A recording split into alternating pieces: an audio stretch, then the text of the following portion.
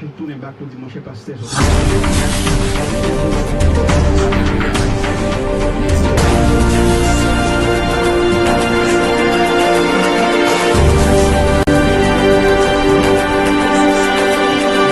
C'est chaque jour l'éternel est mon berger. Je ne manque de rien pour 8 heures de temps. C'est ça seulement, vous entendez? Enzyme qui...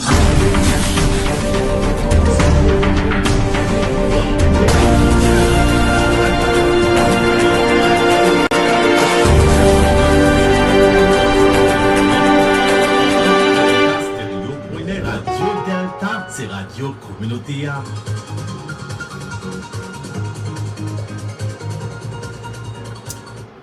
Ok, n'a dit tout le monde.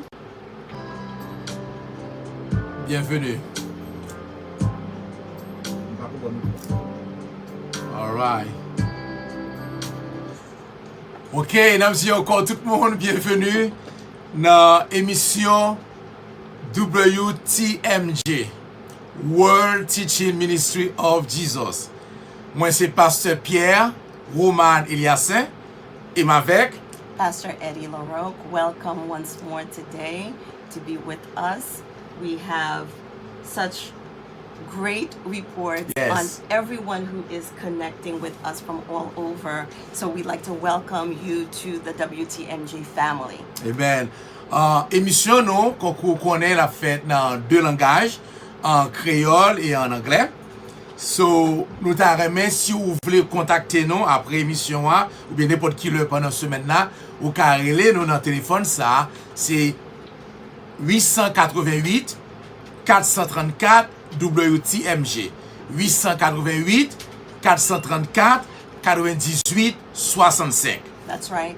So our program is called Get Understanding. Amen. This is a bilingual program, as you can hear. And if you want to reach out to us, you can call us afterwards at 888-434-WTMJ. That's 888-434-9865. On nous cherche gain compréhension, get understanding. Nous gagnons un bagage spécial qui fait dans l'émission, c'est ça relé Audio Now. Audio Now, ou capable prendre téléphone ou relé numéro ça et obtenir nous directement. Audio Now, c'est numéro ça, c'est 641 793 01 67. Et ou capable reach nous dans PO Box nous qui c'est 642 Holbrook, New York 11741.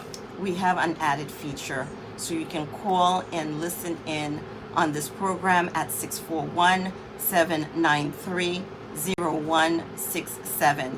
And for you to send correspondence, for you to send topics of interest that you'd like for us to cover, send it to P.O. Box 642, Holbrook, New York 11741. Ok, nous pour aller prier pour nous commencer. Pasteur Eddie. Heavenly Father, we thank you for yet another opportunity to be with you, to teach your word, to speak about what you have done for us through the Bible that will get us better understanding of who you are for us, who you are in our lives. Thank you for your grace. We are empty vessels, and we're asking you to pour yourself into us. Holy Spirit, thank you for being with us and giving us understanding. In Jesus' name I pray. Amen. Amen. Nous gagnons un extraordinaire sujet nous pral commencer par ce Eddie. Yes, we do. Et sujet ça, c'est le salut. Nous avons un petit problème technique tout petit. So, nous avons couru pour une petite pause rapide. Nous avons retourné tout à l'heure. Be right back.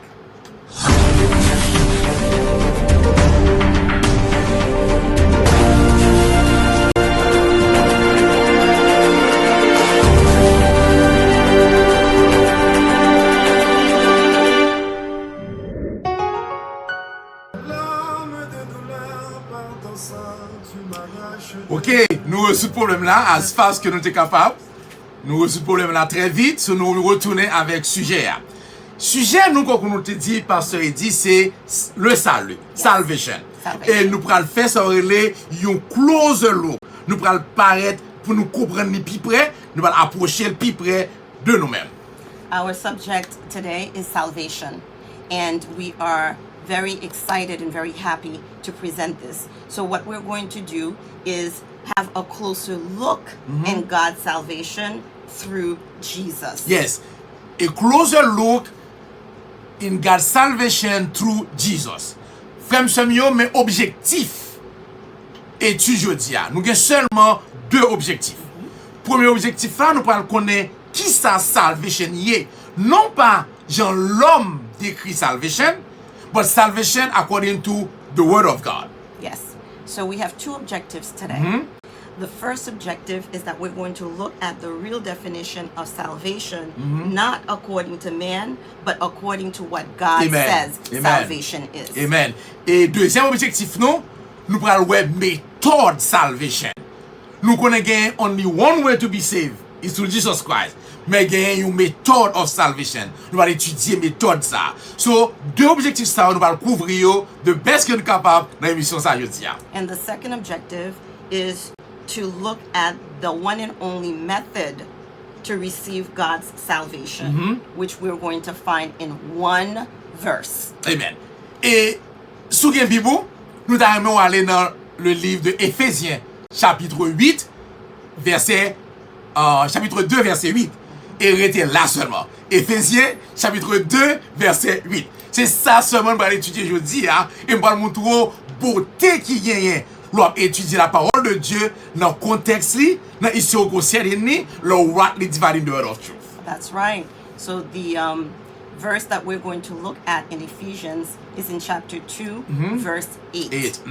And that's where we're staying, by the way. Only one verse today for the whole 1 hour teaching. La parole de salvation, frère moi.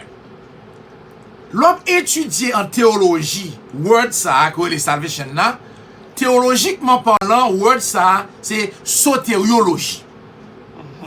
The theological study of the word salvation is soteriology. Ok.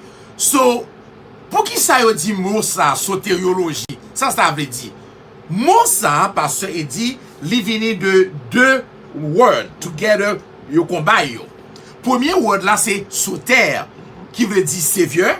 Et puis deuxième word là, c'est logos, qui veut dire study ou bien word. Okay. Those two, the word soteriology comes from two Greek words. Two Greek words, yes. Okay. So one word is soter, which means savior. Amen. And the second word is logos, study, Yes. or word, the study of salvation. So, sotériologie, c'est son terminologie théologique liée. Sotériologie veut dire l'étude du salut. Parce que dit, nous connaissons word salvation là, c'est un common word lié. Yes. Salvation, le word salut, c'est pas un word biblico lié, c'est pas un word spirituel lié, c'est un word, un common word, tout le monde peut utiliser word salut ça. So, si nous utilisons dictionnaire que nous-mêmes nous choisi, Western New World College Dictionary, si nous étudions word ça, qui ça salvation veut dire? Salvation veut dire que c'est une action pour sauver le monde, pour protéger le monde, contre un bagage mal qui t'a privé, un risque ou bien un loss. Ça, c'est définition the word for salvation. So looking at the word salvation, it's a regular word like any other word. There's nothing spiritual about it. There's nothing special about it. So when we look at any dictionary, and let's just take a look at Webster's because we think that Webster's is the best, right? The definition for salvation is an act of saving or protecting from harm or risk or loss Yes. or destruction. Gagner une note. Pas oublier non, définition ça sonne nous sort bail là, définition salvation là, li pour une period of time. Et m'a expliquer pour qui ça.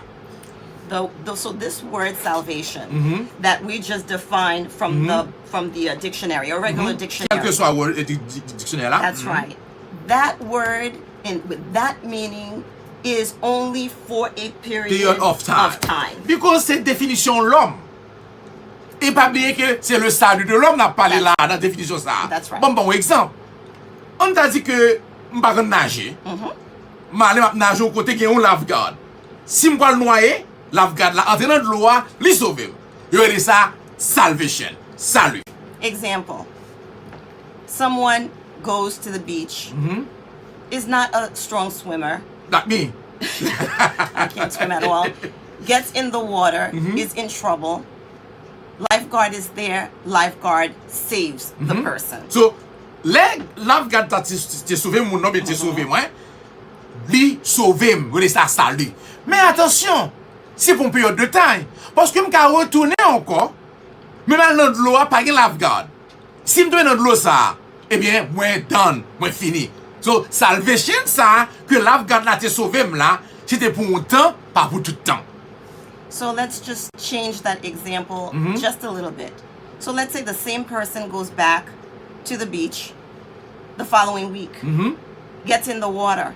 However, this time there's no lifeguard. No lifeguard. Can the person be saved? Absolutely not. So this is it's a temporary state.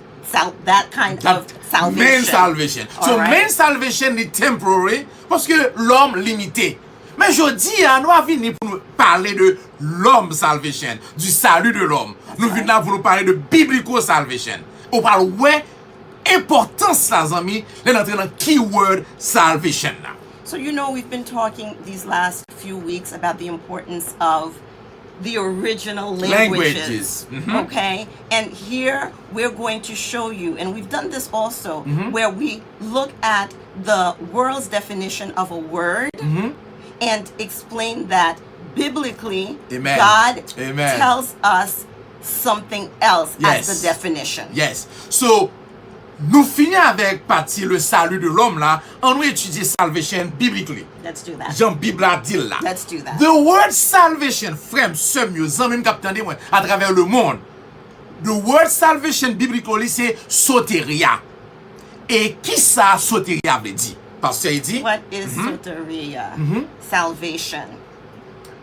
When we look at Strong's Greek and Hebrew dictionary of the Bible, James Strong, that's the best, and so that is what you should get. What is salvation? Pasteur il dit, là nous aller dans définition salvation according to the Greek. On va pas oublier que la Bible a été écrite en hébreu, quelques versets en aramaïque, Yes. et puis tout le Nouveau Testament en grec. In Greek, yes. Frère Samuel, mes définitions God's salvation in the original languages. Rescue, délivrance, safety, libération, release, li préserver, li pardonner, li guérir, li prospérer et li restaurer. Ça, c'est définition soteria. Wow. Yes, Pastor Eddie. Double wow. So in looking at the definition of Hallelujah. the word salvation, not from Webster's dictionary, but looking at the Greek word soteria from Strong's Greek and Hebrew dictionary of the Bible, this is the definition. The definition of salvation is rescue, deliverance, Hallelujah. safety, liberation, Release. preservation, forgiveness, healing, prosperity, restoration. That is Hallelujah. a total package. Salvation Amen. is not one thing. Salvation is a Package. package deal. Amen. Don't you want to know that? Amen. You want to know that. Amen. So nous devons bien comprendre ça la dit la frère somme du capitaine non. Les bon Dieu sauvé li bon un package deal. Et on va l'expliquer ça en détail parce que nous voulons vraiment aujourd'hui pour nous comprendre sa salvation veut dire. Pas oublier non, word salvation dans la Bible c'est soteria qui veut dire rescue, délivrance, safety, libération, release, preservation, forgiveness, healing, prospérité et restauration. That's right. Our God Amen. is a generous Yes. God. Amen. It's not, salvation is not only one thing. It's Hallelujah. a package It's a of all package. the things that we just listed for you. Ou attendez WTMG, World Teaching Ministry of Jesus, n'a parlé de sujet ça, salvation. Et nous dit nous avons deux objectifs dans l'étude nous aujourd'hui. C'est vraie définition salvation là que nous commençons là et puis nous allons parler de méthode God Salvation. That's right. We are a world teaching ministry of Jesus, WTMJ. Our two objectives for Amen. today are one, the real definition of salvation according to the Bible, Amen. according to Amen. what God says to us Hallelujah. salvation is. Amen. And secondly, the only method to receive God's salvation, which we said we are going to look into Ephesians 2, verse 8 today only. So frère Samuel nous parle pour un petit break. M'pata remen ou déplacer. Prends plume ou prends cahier ou prends notebook ou pral écrit en pile. S'il vous plaît, come back. Retournez, restez focus. Parce que nous faites commencer nos études extraordinaires. Stay N'a tuned. vous tout à l'heure.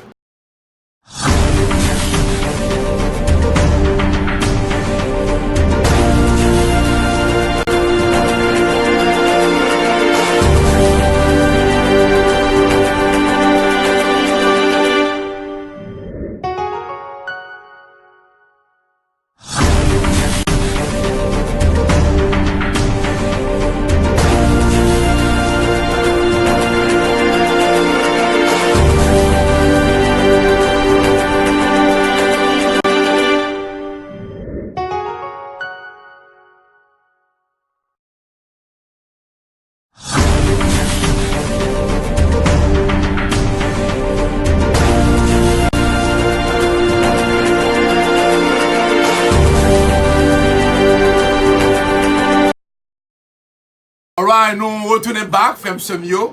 Ou ap suivre WTMJ, Get Understanding. Nous suivons une émission extraordinaire, je dis, hein. Sujet assez, le salut. That's right. We are back. You know that we have this program and it's called Get Understanding. Amen. We want you to know you can reach us afterwards at 888-434-WTMJ. That's 9865. And we are speaking today about salvation. Nous dit tout le monde qui a regardé nous live from Facebook, YouTube, Instagram, moun qui a peut-être nous kounia là dans Radio Delta FM en stéréo, merci en pile. Et moun qui a attendu nous dans téléphone yo à travers Audio Now dans 641 793 0167. Merci en pile de ce qu'on branché. Et moun qui voyait correspondant pour nous et qui a aidé nous tout, please faites ça dans PO Box 642 Holbrook, New York 11741. Yes, so the address again where you can send us correspondence is P.O. Box 642, Holbrook, New York 11741. Parce qu'il dit avant, nous te prenons break là, nous t'avons parlé de package salvation. Oh, yes. Package là. Femme sérieux, nous parlons montrer ça un package non sens. Bon, illustration parce qu'il dit. On dit que nous tous les deux, nous prenons aller, nous voyage, nous cruise. Mais dans cruise là, yo ba nous un bulletin. Dans le bulletin, il y a information là-dedans. Parce qu'il dit. So we're using the example here of going on a cruise. And you've paid for your cruise. You've spent maybe the last 6-7 months paying for your cruise. Working hard. And and so now you're on the cruise, but you were given a pamphlet. Yes. Dans le package là, dans le bulletin, hein, yo dit parce qu'il dit tout ça qui est dans le bateau, c'est pour lier free. So, on a sorti, on t'a dit de New York pour aller à Haïti. Everything is free. Go ahead, Pastor Eddie. So in there, because you're supposed to be reading it, right? Yes. In there, you are told that everything that's free, it's spelled out for you. Ok. Mais il y a des gens qui ne prennent pas temps li bulletin. Moun na satisfait pour li aller dans voyage là. Yes. So moun na dans bateau mais li pas enjoy trajet de Haïti à de New York à Haïti. So li pour aller à Haïti ou pour aller à Haïti, mais yon groupe moun li prend et bulletin li enjoy journée on l'autre monde li pas li information yo li miserable malgré li pour aller dans destination mais li pas enjoy journée.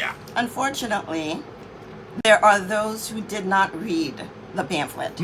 So even though we have all these people going from point A to point B, some of those people who read the pamphlet, Mais différence là. who know Amen. all that they have access to, that's Amen. free, because Amen. it's already been paid for, get to enjoy the trip more than those who are there just Hallelujah. as a passage to get Hallelujah. from point A to point B, not enjoying the journey. So, frère m'sem, bon Dieu sauve nous pral dans le ciel. Mais, l'elle te sauve nous, il va prendre nous mettre nous dans le ciel tout de suite. Nous toujours sous terre. Mais nous connaissons nous capable endure journée ça from the earth to heaven. That's right. We are saved, yes. But until we get to heaven, Amen. we can enjoy Amen. the journey that we are Hallelujah. on right Hallelujah. here in the now. Amen. In the now. In the now. That's right. Frère m'sem, essayez ouais imagination ça et pour avoir ouais différence qui gagne entre chrétiens qui prend la parole de Dieu, qui embrassait la personne de la Bible et les principaux de la Bible. Woo. I love that. Yes. That's right. Yes. There is a difference, Pastor Pierre, as you just said, between Christians Yes. who embrace both the person of the Hallelujah. Bible and the principles Principles. of the Bible. Alléluia. Yes. Let's look into it. Nous connaissons pile monde qui rejette la personne, qui use les principaux. They doing well. Yes. Good for them. Yes. But unfortunately, you're limited until death. Mais quand pile monde tout parce dit qui embrasser la personne, you pas embrasser principaux. Good for them. They're going to heaven. But y a mené une vie misérable parce que pas embrasser les principes de la Bible. So there are two things. There are those who, as we said, embrace, take in the person, right? Who of is the Bible. Jesus Christ. Who is Amen. Jesus. Amen. You're saved. But some of these people reject the principles. Principles. And then there are those who Embrace the principles. but reject the The person person. who is Jesus. There's a loss Yes. if you are doing one or the other. Yes.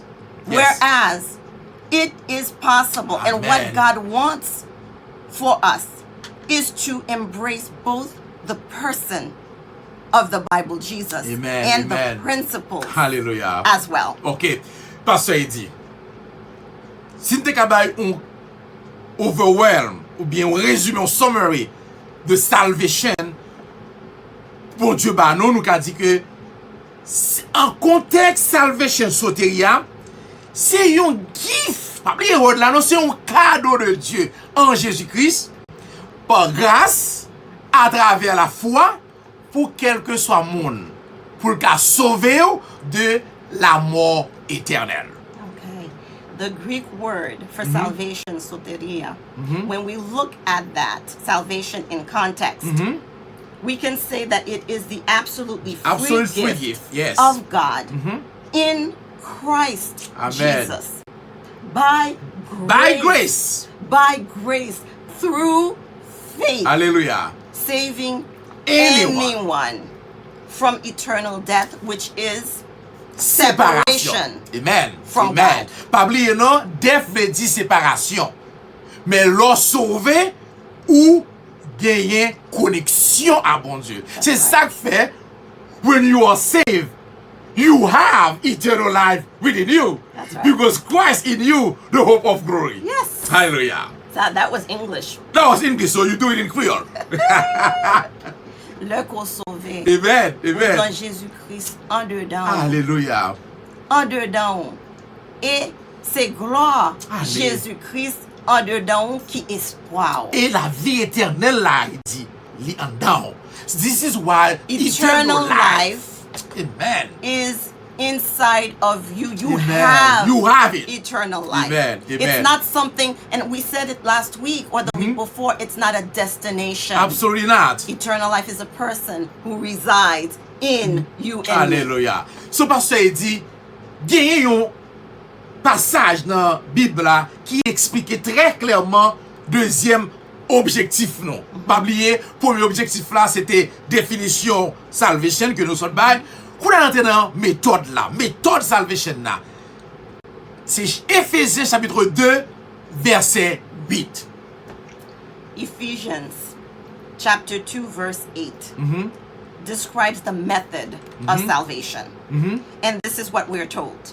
There is no other reference, right? We're going to go into it, but there is no other reference in the whole Bible clearly that summarizes God's relationship with humanity and the way of salvation other than this verse that we told you about, Ephesians 2. Chapter 2, verse 8. Yes, chapter 2, verse 8. Ephésiens 2, 8, mais ça les dit, frère mieux.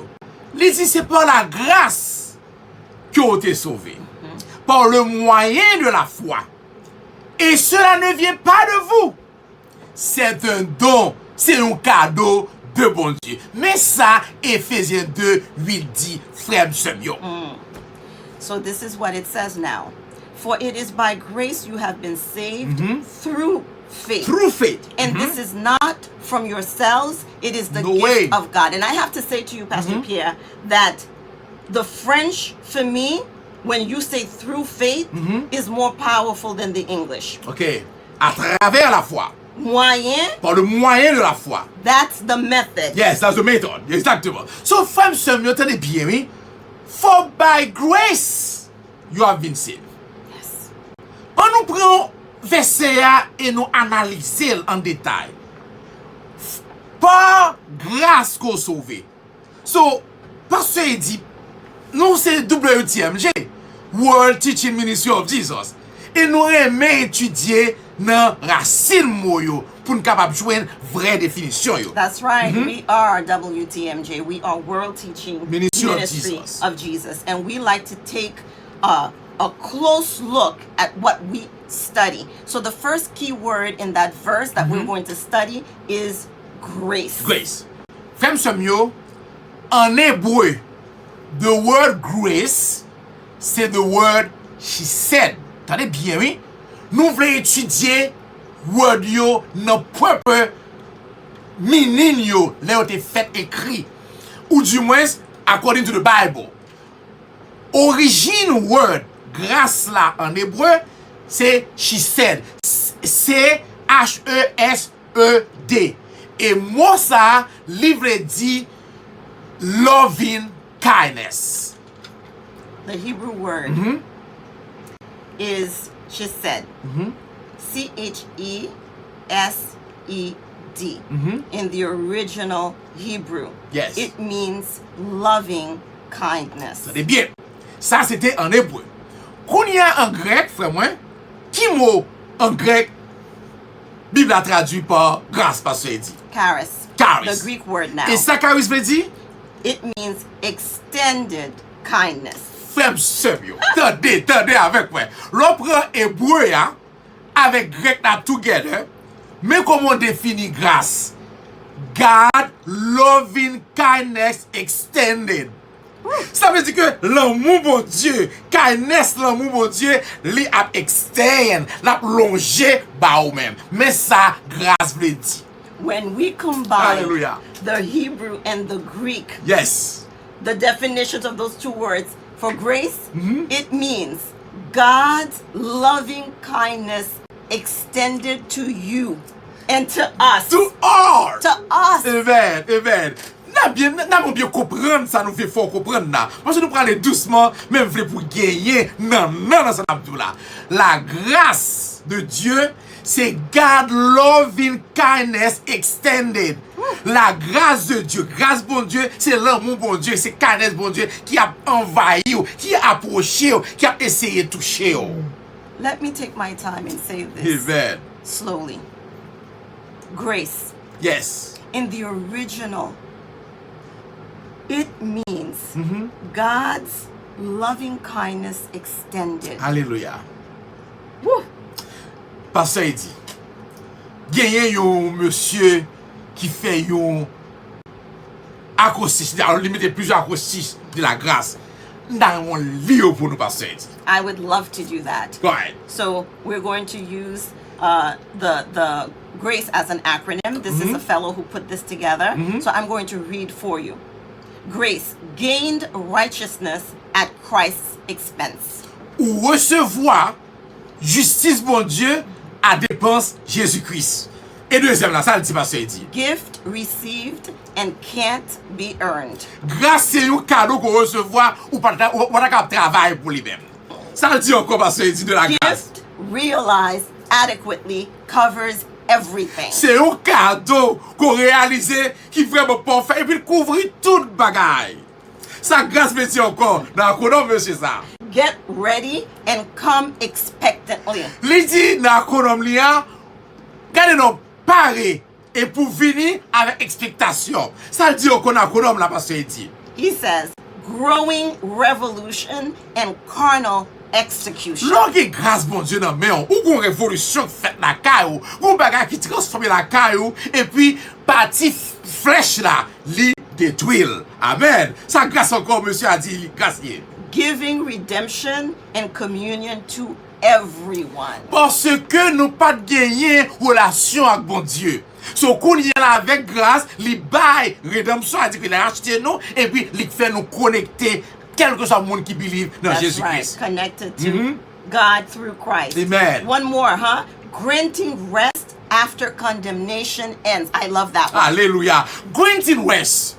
Je ne sais pas comment fatigué les amis, mais grâce à la paix et puis condamnation qui en donne là, la fini. C'est ça qui fait monde qui connaît la grâce de Dieu. Il ne va pas vivre dans condamnation. Satan le diable a mis condamnation la caillou, mais le Saint-Esprit a mis la conviction la caillou. Grace ends condemnation. The Holy Spirit does Amen. not condemn. Amen. So when you have accepted Hallelujah. Christ, you don't live under condemnation At all. So you don't let Satan or anyone put you under condemnation because you know who Amen. God is and you know who you Hallelujah. are. You know that you are His and He is yours. Amen. Et nous t'ai parlé de Satan le diable mettait condamnation, le Saint-Esprit lui-même lui fait conviction. Amen. The Holy Spirit convicts. He does Amen. not condemn. Hallelujah. Hallelujah. And another one, okay, for grace, an acronym. Gap realized and connected entirely. Pas oublier, nous t'es séparés de Dieu. We were separated from God. T'es un gap. So Jésus-Christ vini, il fait connexion. Et connexion, ça le fait, il fait pour toujours, amis, vraiment. Si ou vraiment, rester dans la grâce de Dieu, That's ça, right. sous la grâce de Dieu, ça. That's Bon, nous right. l'autre compassion. Jesus is the bridge. Hallelujah. Okay? Yes, yes. Another one. God reigns and Christ is exalted. Lorsque la grâce, bon Dieu règne dans la vie, et ou toujours parler de Jésus-Christ, ou exalter le nom de Jésus. Bon, nous l'autre compassion. God really always can endure. Listen, m'pa connaît si moment à rapport, frère, sœur, pas qu'à endurer. Mais Jésus-Christ, bon Dieu dans le ciel là qu'à endurer. Et sa grâce veut dire, frère, moi. God really always can endure. Nous c'est de pied. Yes, we are. Nous t'a remis Baoyoun from the word of God.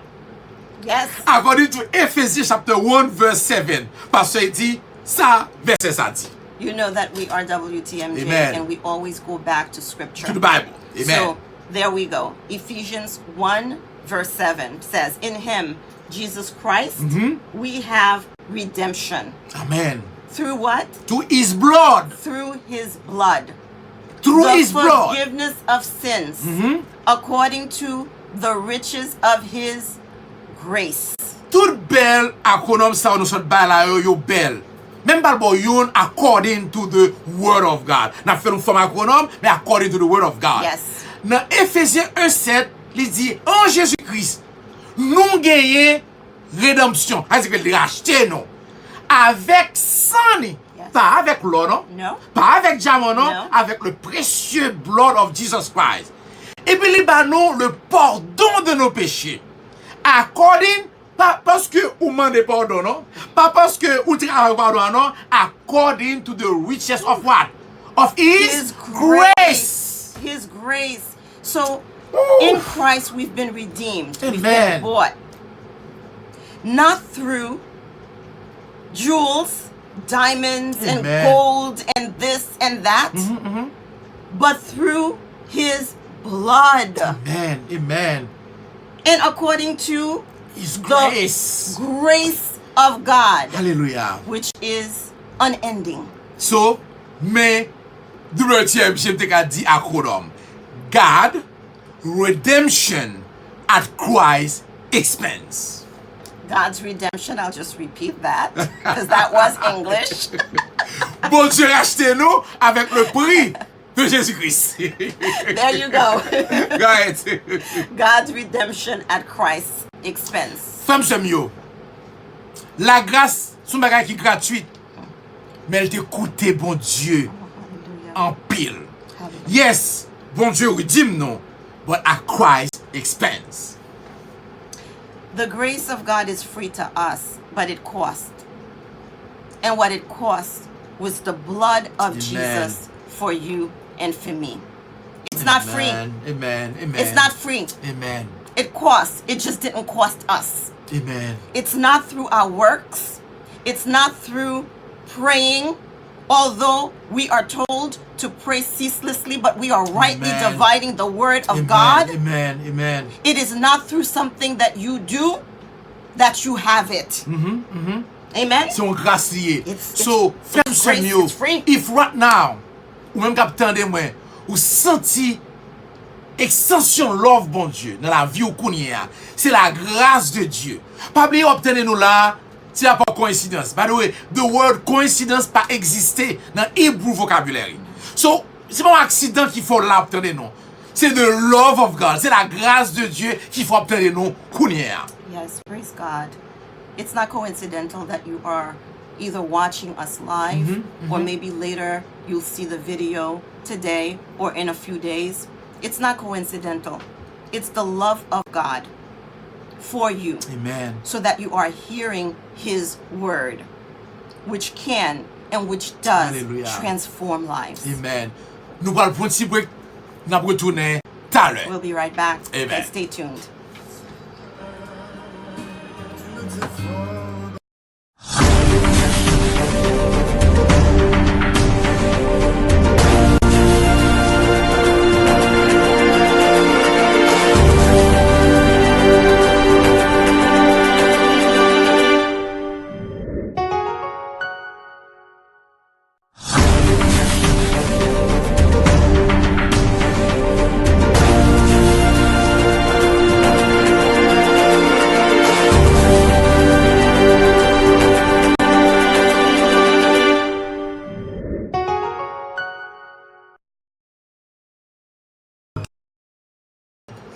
Nous retournons tout de suite. Nous avons étudié un sujet extraordinaire. Je dis, c'est le salut. Yes. Our wonderful subject today is salvation. Salvation. I just want to go back to something that Pastor Pierre had mentioned before we went on break. And that is to tell you when we say that there is no coincidence, that word doesn't even exist in At Hebrew. all. Okay, in the At Hebrew all. language. At all. That tells you something. So, frère Semio, nous avons étudié le salut. Et nous dit, nous avons deux objectifs. Nous avons fait le premier objectif là, nous avons défini. Ça, salut, a vrai dit, Yes, biblically. We looked at and we met the goal of our first objective, which was to define for you God's salvation based on what God says, what it means biblically, and not what the world uses the word salvation to mean. Ok. Parce qu'il dit, nous, dans le deuxième aspect salvation là, quand nous allons parler de méthode là. Et nous te dit, nous défini word salvation in Hebrew and Greek. Nous dit, nous combine together, c'est God, loving, kindness extended. L'amour bon Dieu, kindness bon Dieu, qui a longé par vous-même. That's right. So here we are now. We're going to delve into the second objective, which is to look at the method of receiving God's salvation. We looked at the two words in Hebrew and Greek, and we said that the definition for grace is God loving kindness extended to us. Very good. Pasteur dit, une question pour vous. You have a question for me? Yes. All right, let's go for it. Et devant tout le monde qui a nous, qui a regardé nous, qui a nous, I put you on spot. All right. Qui ça, moi, doit faire? Qui ça, nous doit faire pour nous recevoir la grâce de Dieu? Oh, what a question. What must we do to receive the grace of God? And the answer, brothers and sisters, is absolutely nothing. Nada. Wait. So, m'pas besoin faire rien pour me recevoir la grâce de Dieu. Absolutely nothing. Rien. Nothing. Rien. Tendez bien, frère Msemio. Qui ça pour faire pour recevoir la grâce de Dieu? Nothing. Ou pas besoin de faire rien pour recevoir la grâce de Dieu. Des fois, pasteur, faut me poser l'autre question. Why? Pour qui ça? Why? What's the answer? The answer is because of grace. Wow. Because of grace, Pastor Pierre. Grace is unmerited. Grace is unearned. Ok. Grace is undeserved. Dame nous comprendre réponse là. Ça que fait me pas rien pour me recevoir grâce, bon Dieu, parce que grâce, son bagage que ou pas mérité. Grâce, son bagage ou pas travail pour lui. Grâce, son bagage que ou pas deserve lui. So, sous mérité, sous travail pour lui, si ou deserve lui, il pas grâce It's pas encore. grâce. It's So not therefore, grace is unmerited, unearned, undeserved favor of God. Favor of God. favor. And what does favor mean, Pastor Pierre? Merci de se poser une question ça. Faveur, bon Dieu, c'est lorsque ou recevoir un bagage sans qu'on pas fait aucun travail pour lui-même. Sans qu'on n'est pas venu parce que forme justice, c'est-à-dire que ou méritez ou moun faut justice ou bien tu travail pour lui sur sa rémunération. Mais ça faveur veut dire. All right. Favor is something done or granted out of goodwill. Goodwill. Rather than from justice or for remuneration. You're not working. Favor, you're not working. It is granted. And Ça veut we dire que are nous sauvés par grace. grâce. Nous sauvés grace. par faveur, mon Dieu. Je suis bien fermé parce que c'est un sujet ça vraiment important. Et je vraiment pour moi vraiment faire ou comprendre le sujet. Nous sauvés par la grâce de Dieu. C'est ça que fait, Bible a dit dans Titus chapitre 2 verse 11. Bible a dit dans le livre de Tite verset 2 et 11. Je fais ni anglais Go ni ahead. créole là. It's all right. We're going to roll with it. So, ça, Bible a dit dans Titus 2:11 parce que Looking at Titus chapter 2 verse 11, we read, the grace of God Amen. that brings salvation has appeared to all people. Frère Semio, Paul t'a écrit un ministère qui est Titus, mais ça lui dit, grâce bon Dieu qui baille le salut, les paraît pour tout le monde. C'est-à-dire que grâce là pour tout le monde, pasteur il dit. So pasteur il dit, will all be saved? That's the question. Will all be Est-ce que tout le saved? monde a sauvé? Est-ce que tout le monde a sauvé? And the answer is no. Attendez bien, oui? Bon Dieu dit dans Titus, à travers Paul, la grâce de Dieu lui paraît pour tout le monde. Pas bien, c'est pas grâce pour sauver. Et me poser parce qu'il dit une question, Mandel, est-ce que tout le monde a sauvé? Il dit non. C'est parce qu'il dit, why not? Pourquoi Yeah. pas? Why? Why not? Why not? Why not? Why not? C'est vous pour qui ça? So let's go right back to the scriptures. Hebrews 4 verse 2 says, for unto us was the gospel preached as well as unto them. But, Hold on. Vous mettez un bot après ça? but, Bible a dit dans le livre des Hébreux, chapitre 4, verset 2, l'évangile a été prêché à nous-mêmes, même j'ai prêché à tout le monde. Mais, vous connaissez leur parler, leur dit, mais, oubliez ce que vous avant, focus sur ça qui a après, mais. but, when you are talking or when you're reading and you get to that word, forget about what was said before you got to the word. Okay? So pay attention to this part. But the word preached did not profit them. Hold on. Parole bon Dieu prêché, Yes. et puis il dit, il pas profiter yo. That's Mais right. nous étudions parce qu'il dit, la fois dernière, the word of God, il profitable. Comment faire kounia là? Bible a dit, il pas profitable. That's right. We did study before, Wow. and we said that based on scripture, the word is profitable. 2 Timothée. But here we are. Here we are, rightly dividing, right? Amen. Here we are, and we read, the word preached did not profit them. Why? Why? Because not being mixed with faith in them that heard it. Mixed with wow. faith. Wow. So, parole la prêché. L'évangile la prêché, mais pas fait rien pour yo. That's right. C'est pas grâce à pas gagné non, parce que yo pas recevoir, yo pas believe. So tenez bien bien comprendre Hébreux 4 verset 2. L'évangile la prêché pour tout le monde. Tout le monde tendel, mais moun qui tendel yo pas profiter en pile là pas profiter rien. Ça fait ça parce que yo pas mix parole l'évangile là, parole grâce là avec la foi. The gospel is preached. Wow. Indeed it is. But you hear it, some hear it, and have faith, and others hear it, and Wow. there's no faith mixed in. So it is not profitable for those people. So question comme qu'a dit, why did the gospel not profit them? Pour qui ça l'évangile a pas profité yo? How is it? It was not profitable. So the word is again faith. Faith not being mixed with faith. Wow. Hebrews 4 verse 2. Tendez bien oui? Grâce là, gratis pour tout le monde. Ou tendez l'évangile là, même à tout le monde. Yes. Gen moun li bénéfice, Yes. gen moun li pas bénéfice. Ça pas bénéfice yo, et parce que grâce ça pas vinn sou yo non, c'est parce que yo pas mix grâce là avec la foi. Grace is for everyone.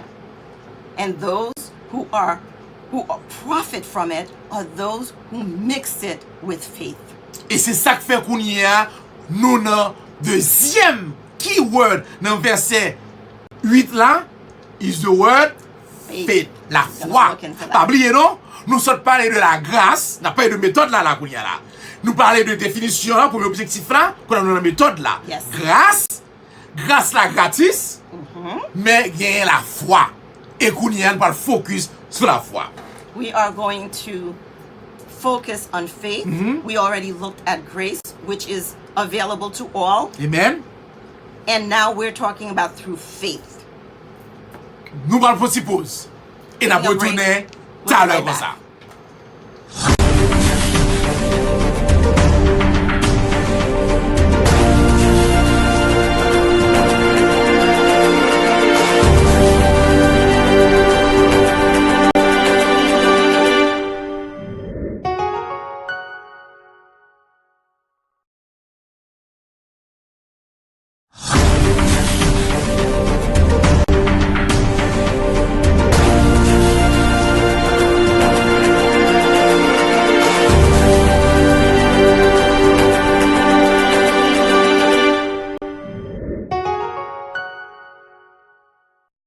Amen. Nous pral entamer dernière partie émission a n'entendez WTMG Get Understanding dans Radio Delta 87.9 FM stéréo, nous live dans YouTube, nous live dans Facebook 89.7. Yes. So me dit 7, 8. Non, okay. c'est 89.7. OK? So nous avons regardé nous live dans YouTube, live dans Facebook, live dans Instagram et femme semio son sujet spécialement n'a parlé jeudi à le salut. On close le look dans salut à travers Éphésiens chapitre 2 verset 8. That's right.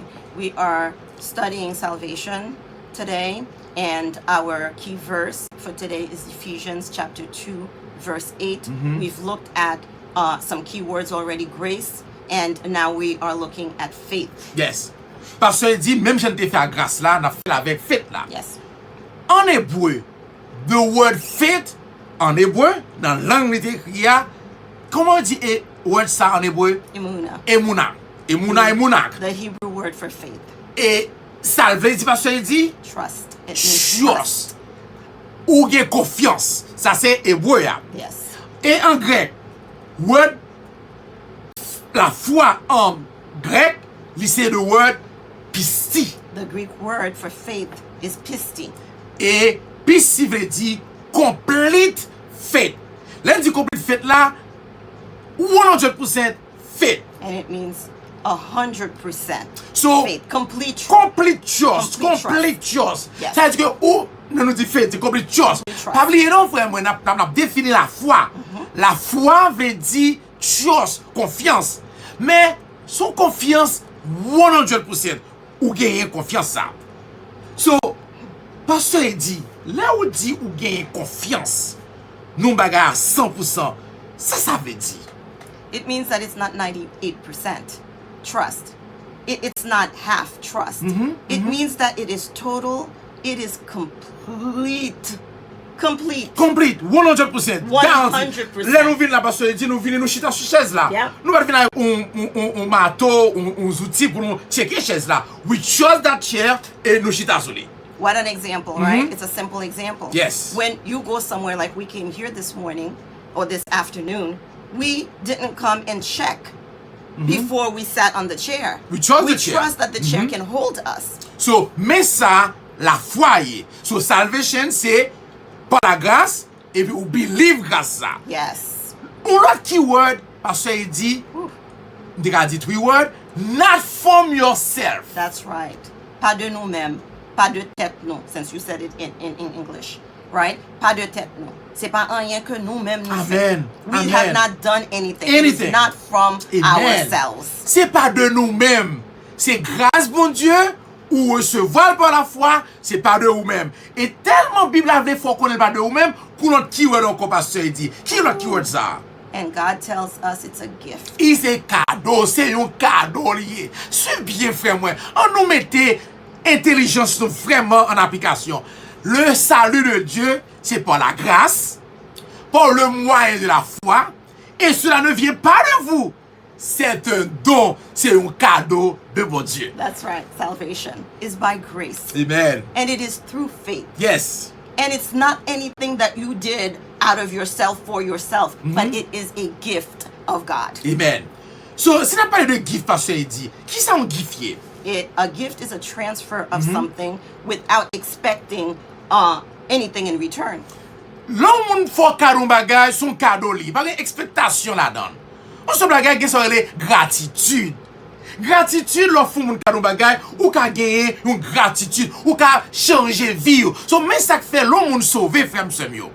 Ou pas faire action pour qu'il salut, ou pas faire action pour gagner salut, parce que salut, ou vivre une vie conforme à salut qu'on gagne. So you have salvation.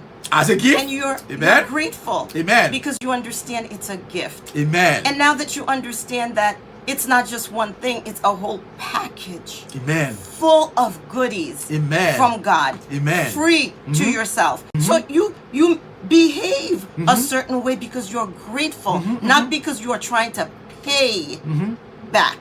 Absolument You not. can't. Non. Et Right. comportement changé parce qu'on recevoir grâce à ça. Yes, the Comportement behavior. changé. Yes. Your Amen. behavior does change over time, but it's by a process. Amen. It is a process that Amen. the Holy Hallelujah. Spirit puts you and I through. No, I have to say, moi, dois dire ça parce que dit, cadeau sans recevoir, c'est pas, je dis demain, puis tout le bagage change. Non. Son process lié. Parce que li en dedans, là, pour renouveler vie, et ça fait le dos, renew you by the word That's of right. God. That's right. On nous retourne back dans salvation méthode là. On a parlé de cadeau. The word cadeau, ça que bon Dieu a parlé, c'est en grec, c'est le word doron. T'as bien word là.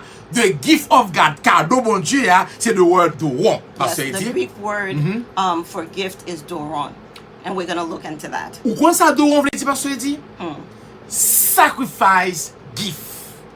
Mais ça doron veut dire. Doron means sacrificial gift.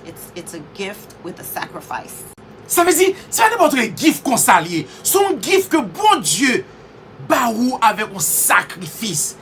Et li pas less than best. So, si ma bon gift, on sacrifice au gift, I have to give you the best of me. That's right. God gave us Amen. the very best of Himself. Amen.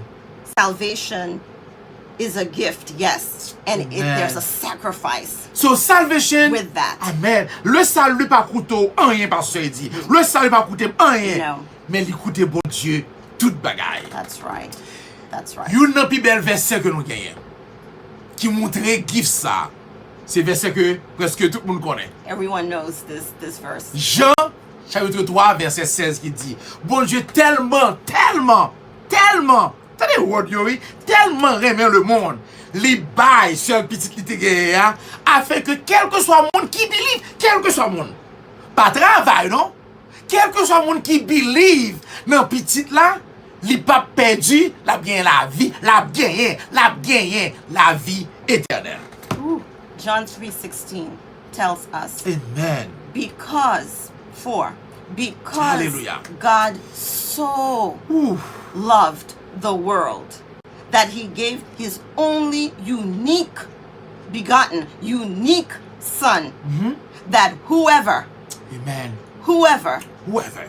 believes, not work, not fast, not just believe Amen. in Amen. him, Amen. Jesus, should not perish but have everlasting life. Have it.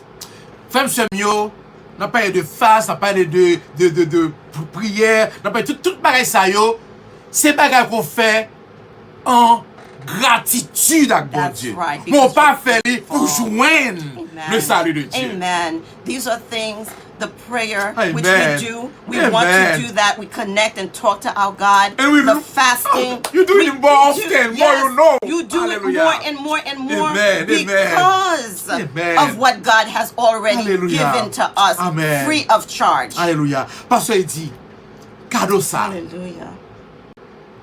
c'est le plus gros cadeau que l'homme t'a qu'à recevoir. C'est le cadeau du salut de Dieu en Jésus-Christ. Yes. À la croix du calvaire, Jésus payait toute dette péché nous. Un bon Dieu qui est juste, un bon Dieu qui est saint, un juge, lui pardonner tout péché nous et il bat nous la vie éternelle comme un cadeau. Of all of God's Ooh. gifts, the greatest one he has given to mankind is the gift of salvation through Jesus Christ. Alléluia. On the cross of Calvary, Jesus paid our sin debt. And our sin debt is the nature of sin itself. Amen. It is the root of sin itself. So a holy and just judge could forgive us our sins and give us eternal life as a free gift. Eternal life that we have. It's given. Femme Semio, le a presque arrivé, faut nous pas le terminer. Même dans les mains, on comprend ça n'a dit ou là. Le salut de Dieu, c'est un bagage extraordinaire. Pendant qu'on attendait nous là, pendant que on regardait nous là, nous avons fort comprendre, frère, sœur, sous senti appel là. Sous senti la grâce, bon Dieu. Si jusqu'à présent vivre, c'est par la grâce de Dieu. So aujourd'hui, c'est pas une coïncidence qu'on attendait nous. Et pas de travail pour faire. Joyeux, dit Seigneur, mais moi, acceptez-moi. Moi comprendre que moi suis un pécheur et me sauvé par vous-même. Oh, hallelujah for that. God's love is amazing. Amen. And salvation is free to us. If right now you are listening to us, it's not by chance. Amen. It's not by coincidence, a word Amen. that doesn't even exist in the Hebrew language. So if you are feeling Amen. the stirring of the Holy Spirit, all you have to do is open up your heart and accept Jesus. Say, yes, Jesus, come into my life. I accept the gift Amen, of amen, salvation. amen. And your life will be transformed. Amen. Your life will be transformed forever. Forever. Frère captain de moi, somme captain de moi, c'est un extraordinaire. Nous devons comprendre le salut c'est un qui est important. Parce qu'aujourd'hui, ou par contre demain. Prends ça avec un peu d'importance. Nous allons retourner la fois prochaine pour nous continuer étudier ça. Yes. Le salut de Dieu. Pasteur Yes, dit. we will return next week and continue with this. In prayer, we say, Lord, thank you for today and what you have done for us in teaching us about your salvation for man, which is free through Jesus. Hallelujah. Thank you for your grace. Bon Dieu In bénis nous. Jesus' name, N'a amen. l'autre semaine. Next week. God Amen. bless you.